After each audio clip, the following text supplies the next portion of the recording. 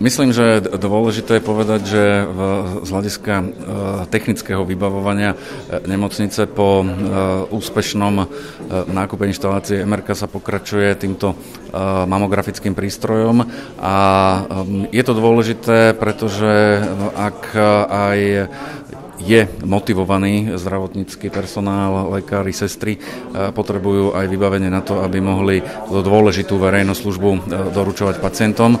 A som preto rád, že tento moderný mamograf v Skalickej nemocnici máme a pokračujeme ďalej. Len nedávno na výjazdovom zasadnutí v Holiči sme schválili 250 000 balík na to, aby sa podarila rekonštrukcia gynekologicko-pôrodníckeho pavilónu a tam ako kraj, ako menšinový akcionár touto sumou, myslím, že to bude hodnota niekde do 700 000. Tešíme sa tomuto novému prístroju.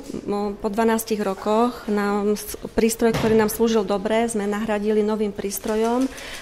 Tým, že mamografické vyšetrenie samo o sebe netrvá dlho, tak nešli sme nejak po čase, skôr sme šli po kvalite. U tohto prístroja veľkou výhodou je to, že využíva technológie a umožňuje až o 30% nižšiu dávku zo žiarenia oproti predošlému prístroju.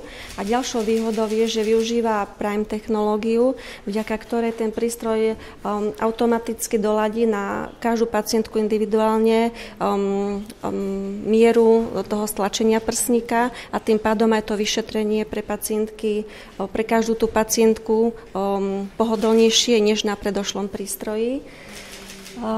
S kúpou tohto prístroja sme radi, že sme mohli vynoviť aj celkovo priestory a že to prostredie pre pacientku aj pre personál je príjemnejšie a tým my vieme, že prístroj je dobrý, ale pacienti veľakrát vnímajú aj to okolie, takže sme radi, že aj to sa nám podarilo v rámci tej výmeny prístroja zaktualizovať, aby to zodpovedalo súčasným trendom.